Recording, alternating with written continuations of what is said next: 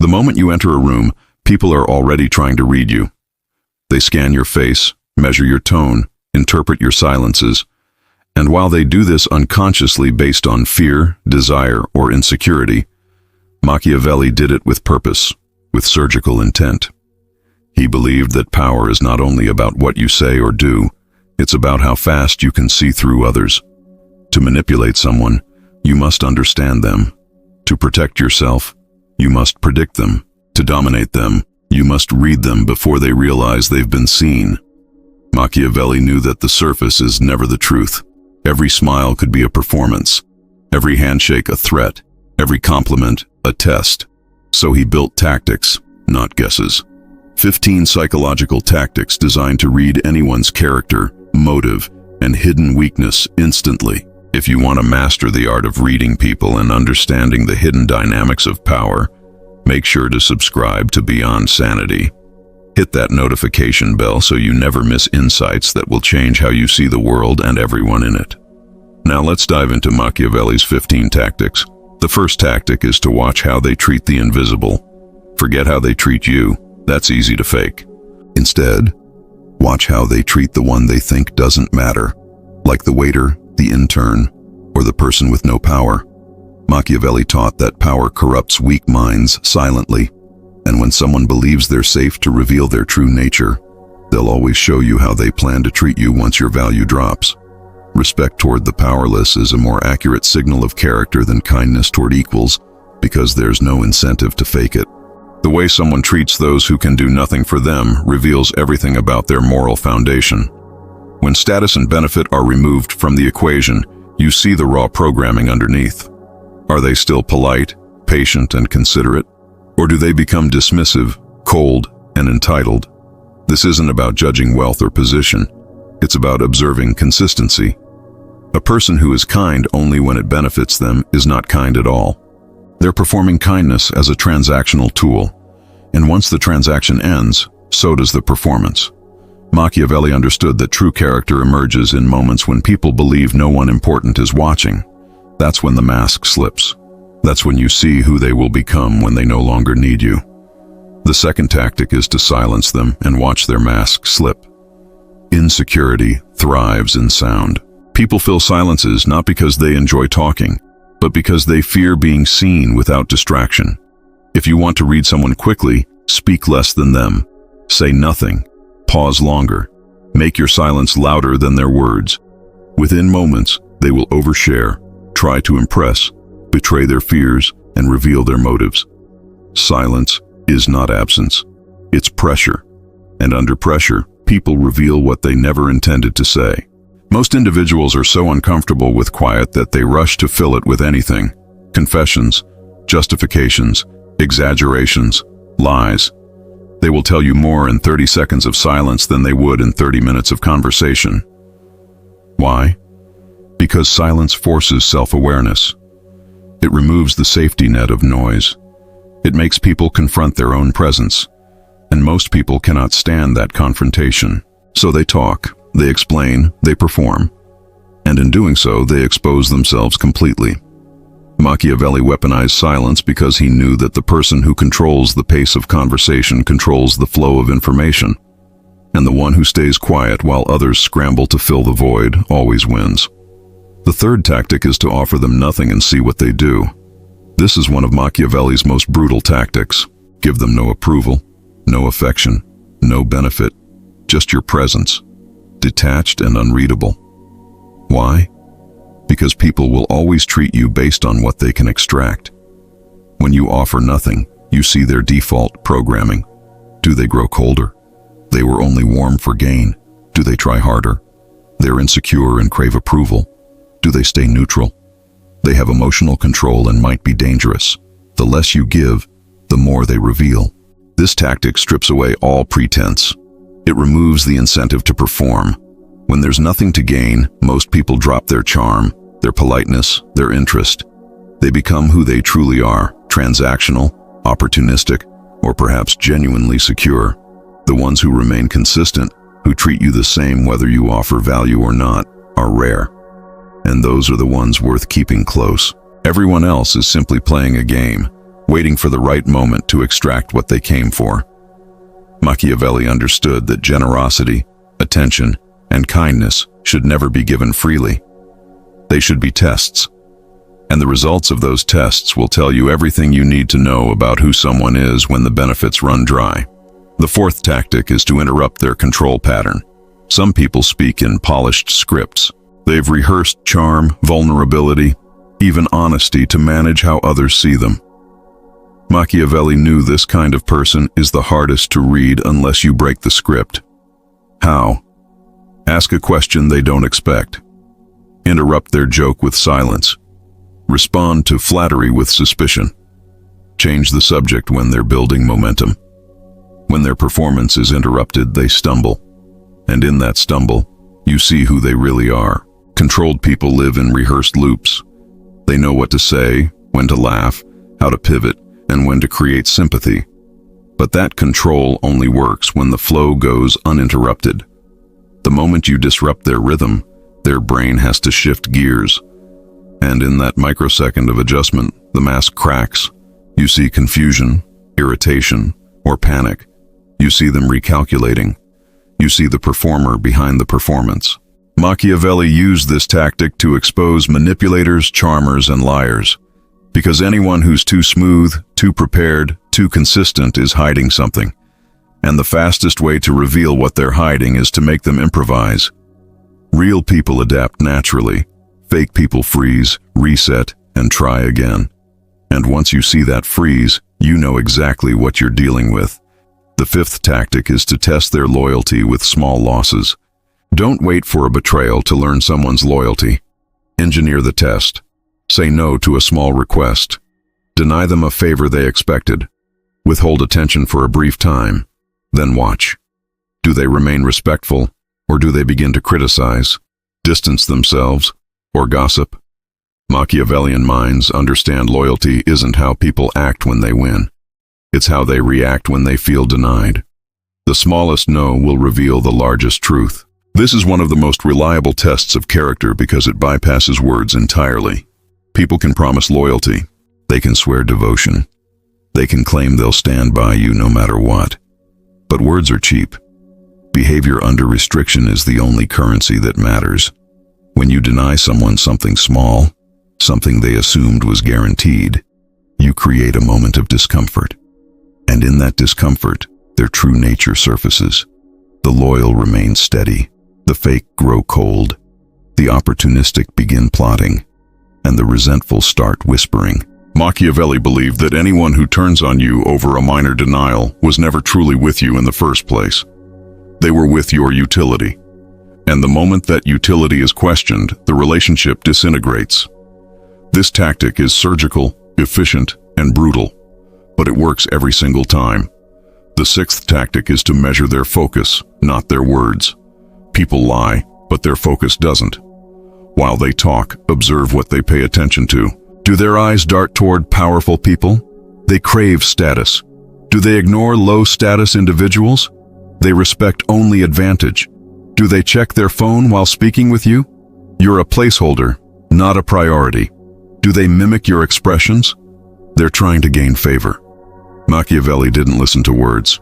He tracked attention. Because attention is investment, and where they place it tells you everything they value and everything they don't. Human attention is the most honest signal in any interaction. It cannot be faked for long. You can lie with your mouth. You can perform with your body language. But your eyes, your focus, your micro-movements will always betray your priorities. If someone claims to care about you, but their attention drifts every time someone more important enters the room, you know where you stand.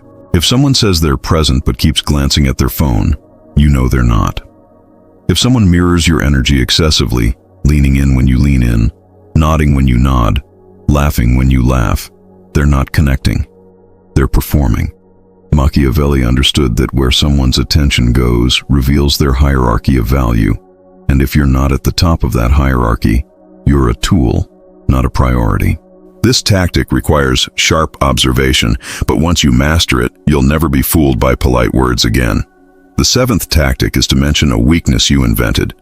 Tell them something small and untrue about yourself. Something that sounds like a flaw, like I tend to overthink things, or I used to be too trusting, or I'm not always good with confrontation. Then observe. If they exploit it, weaponizing your words later, mocking or using it against you, they're opportunistic. If they ignore it, they're either respectful or cautious. If they reveal a real weakness of their own, they want connection and feel safe. By creating a fictional vulnerability, you test their true reaction to weakness without risking anything real. This is psychological bait. You're handing someone a weapon, but it's a fake one. And what they do with that fake weapon tells you exactly what they would do with a real one. Would they stab you in the back? Would they use it as leverage? Would they mock you when you're not around? Or would they respect the trust you appeared to give them? Machiavelli knew that vulnerability is power only when it's controlled. Real vulnerability can destroy you, but fake vulnerability can expose your enemies before they ever get the chance to strike. The people who weaponize even a small confession are the people who will destroy you the moment they sense real weakness. And the people who honor that confession, even a fake one, are the people who might actually be worth trusting. This tactic is subtle, elegant, and devastatingly effective. The eighth tactic is to make them wait. There's no faster way to read someone's level of entitlement than to delay your response. Text back late. Be vague on scheduling. Take longer than expected to give them something. Entitled, people panic, guilt trip, or get passive-aggressive. Patient people adapt and hold steady. Machiavelli didn't just look for loyalty, he looked for resilience. Because the impatient are the first to turn toxic when things no longer go their way. Time exposes temperament. When you make someone wait, you remove the illusion of control. You force them to sit with uncertainty. And how they handle that uncertainty reveals their emotional maturity, their level of entitlement, and their capacity for respect. Do they spiral into frustration? Do they start sending passive-aggressive follow-ups? Do they guilt you with phrases like, "I guess you're too busy for me," or "I thought this mattered to you"? That's entitlement speaking. That's someone who believes your time, your energy, and your attention should revolve around their needs. But the patient ones, the resilient ones, they adapt. They wait. They trust the process. They don't demand or manipulate. And those are the people who can handle real pressure, real challenges, real life. Machiavelli used delays intentionally to filter out the emotionally weak. Because if someone can't handle a delayed text, they'll crumble under real adversity. And you don't want those people anywhere near your inner circle. The ninth tactic is to see who they copy. Everyone copies someone consciously or not. Their tone, their style, their mannerisms. Machiavelli believed that you can decode a person's ambition by studying their idol. If they mimic the powerful, they crave control. If they mimic the popular, they want attention.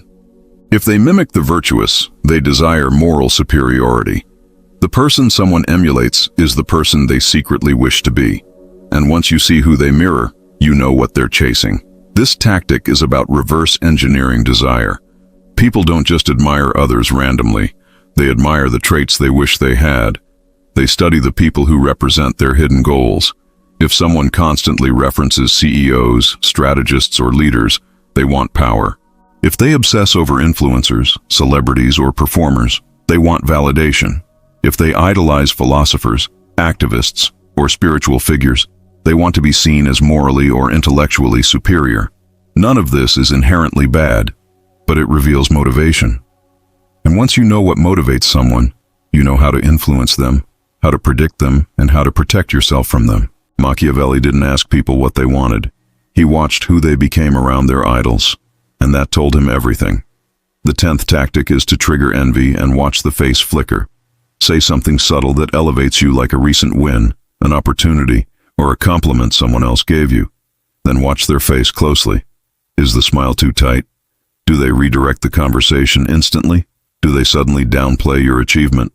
That's envy. And envy, according to Machiavelli, is the most dangerous emotional signal because it always precedes sabotage. Envy doesn't shout, it flickers. And once you see it, you never unsee it. Envy is the silent assassin of relationships. It doesn't announce itself. It hides behind congratulations, behind support, behind friendship. But it leaks through micro-expressions. A tightness in the jaw, a forced smile, a quick subject change, a subtle insult disguised as humor. These are the signs that someone resents your success. And resentment, when left unchecked, turns into sabotage. Machiavelli warned that envious people are more dangerous than open enemies. Because enemies you can see. Envy hides in plain sight. It pretends to cheer for you while secretly hoping you fail. It celebrates with you in public while undermining you in private. The moment you see envy flicker across someone's face, you must recalibrate the relationship. Not with confrontation, not with accusation, but with distance. Because envious people will never stop resenting your growth. And they will never stop trying to dim your light. The 11th tactic is to ask what they hate. Forget what they love. That's easy to fake. Ask instead, what kind of people do you dislike? Or, what kind of behavior do you hate in others? Because the answer is rarely about others. It's a mirror. The things people say they despise usually reflect their own suppressed traits. Those who claim to hate arrogance are often quietly arrogant. Those who claim to hate dishonesty are often skilled liars. Those who claim to hate weakness are secretly terrified of being seen as weak. In judgment, you find confession. This is one of the most psychologically revealing questions you can ask. Because when people criticize others, they're often projecting their own insecurities, flaws, or fears. The traits they condemn most loudly are the traits they've either struggled with, suppressed, or are currently hiding. Machiavelli understood that self-awareness is rare. Most people don't know why they hate what they hate. They just feel the emotional charge and assume it's about the other person. But it's not. It's always about them. The loud moralist who condemns liars is usually someone who's lied and felt shame. The person who hates arrogance is usually someone who fears being seen as insignificant. The one who despises weakness is usually someone who was once broken and vowed never to appear vulnerable again. When you ask this question and listen closely, you're not just learning their values. You're learning their wounds. And wounds are leverage. The 12th tactic is to look at what makes them break eye contact. Direct eye contact is power, but what breaks it is truth. Mention certain topics like money, status, shame, past failures, or power dynamics, and track their gaze. The eyes will twitch, shift, or drop the moment something hits too close. Machiavelli understood the eyes aren't just the window to the soul. They're the exit door of suppressed emotions. What makes the eyes flee reveals what the mind fears most. Eye contact is one of the most powerful forms of nonverbal communication. It signals confidence, presence, and control. But when someone breaks eye contact suddenly, especially during a specific topic, that's a red flag. It means you've touched something sensitive, something they don't want to confront, something they're hiding. This could be shame, guilt, fear, insecurity, or deception. Machiavelli used this tactic to identify weak points in allies and enemies alike. He would casually bring up topics like loyalty, past decisions, financial struggles, or personal failures, and watch where the eyes went.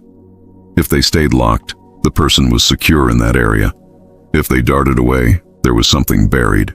And once he found that buried thing, he knew exactly how to apply pressure, gain leverage, or offer false comfort to manipulate the situation.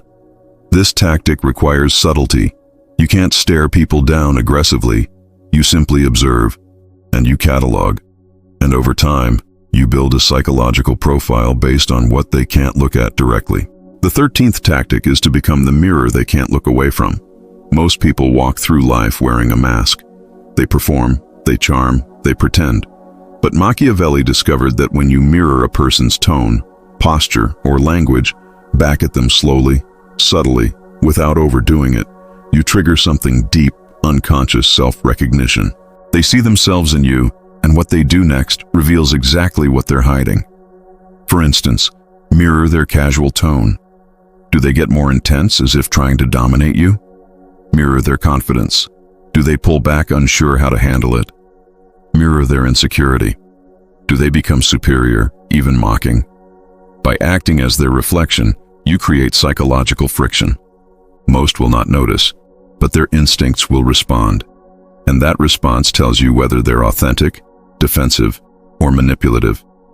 The more someone shifts when they see their own energy returned, the more they were performing in the first place. Mirroring is a powerful psychological tool because it bypasses conscious thought.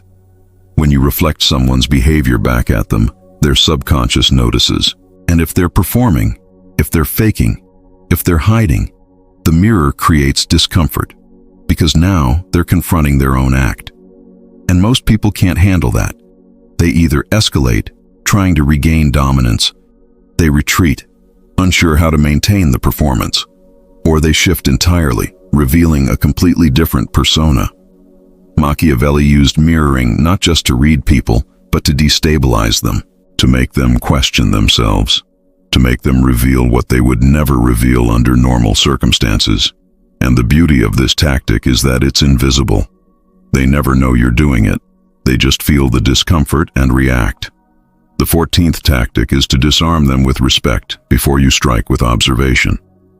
The average person expects judgment, so they come armed with excuses, defensive, filtered, guarded. But Machiavelli's genius was to begin with unexpected respect, compliment their intelligence, acknowledge something they've achieved, validate something they said even if you don't fully believe it. Why? Because when you give someone psychological safety, they lower their guard. And then you ask the real question, the one they're not ready for, the one that bypasses their armor. For example, you might say, "You clearly think through things. What's the biggest fear behind your decisions?" Or, "You seem incredibly self-assured. When did you first learn how to fake that confidence?" Or, "You're clearly good at reading people. How do you know when someone's reading you?" Respect creates the opening, but it's the surgical question afterward that rips the mask clean off. People are more honest when they feel admired, and that's when the real data comes out. This tactic is about creating a false sense of safety. You're not being manipulative in a cruel way. You're simply using human psychology to extract truth. When people feel respected, validated, and seen, they relax. Their defenses drop. They stop worrying about how they're being perceived. And in that moment of relaxation, they say things they wouldn't normally say. They admit things they normally hide. They reveal fears, doubts, and strategies they keep buried. Machiavelli understood that interrogation doesn't work, pressure doesn't work, but respect, admiration, and validation, those work every time. Because everyone wants to be seen as intelligent, capable, and strong. And when you give them that validation, they'll tell you everything. The 15th and final tactic is to observe how they handle the word no. There is no better litmus test of character than denial. Machiavelli believed a person's strength is not shown in victory, but in restriction. Say no to something they expect, like a favor, a compliment, an opportunity, or a piece of attention, then step back. If they remain composed, the mind is disciplined. If they lash out subtly or emotionally, they're ruled by ego. If they shift tone entirely, dropping the mask, they were only playing a role. The rejection of their will shows their true emotional baseline. This is the ultimate test, because anyone can be pleasant when they're getting what they want. Anyone can be charming when things are going their way. But the moment you deny them something, even something small, you see the real person. The entitled ones panic. They guilt trip. They manipulate. They turn cold. They make you feel like you've done something wrong. The emotionally immature ones lash out. They insult. They get passive-aggressive. They punish you for the boundary. But the strong ones, the truly powerful ones, they accept it. They respect it. They move on without resentment. And those are the people who can be trusted. Because if someone can't handle a small no, they'll destroy you when the stakes are high. Machiavelli used this tactic to filter his entire circle. He said no often, not out of cruelty, but out of necessity. Because he needed to know who would remain loyal when the benefits stopped flowing. And the ones who stayed, the ones who respected his boundaries, those were the ones he kept close. Now that you understand how to read people psychologically, the second layer begins, reading them strategically. Machiavelli didn't care about personality traits for their own sake. He studied people like terrain because every weakness, habit, and blind spot could be used, influenced, or guarded against. You can use their weakness as your leverage point. Once you see what someone's hiding, you gain more than understanding. You gain control, not to destroy, not even to manipulate, but to influence silently. If someone fears abandonment, distance becomes your tool. If they crave admiration, subtle disapproval makes them chase your respect. If they rely on control, unpredictability disarms them. And if they are dangerous, if they are hiding a dagger behind a smile, then you already know exactly where to strike or how to make them destroy themselves. This is where psychological reading becomes strategic warfare. You're no longer just observing, you're playing chess. Every move is calculated. Every interaction has a purpose. And every weakness you identify becomes a tool in your arsenal. But this level of power requires discipline, because once you see through everyone, it becomes tempting to manipulate for sport, to test people just because you can, to pull strings just to watch them dance, and that's where the game becomes dangerous, not to others, but to yourself. Because when you lose empathy, you lose humanity. And when you lose humanity, you become the very thing Machiavelli warned about, a ruler so detached that eventually no one stands with you when you fall. The highest form of Machiavellian intelligence isn't domination, it's discernment, knowing when to use these tactics and when to simply walk away.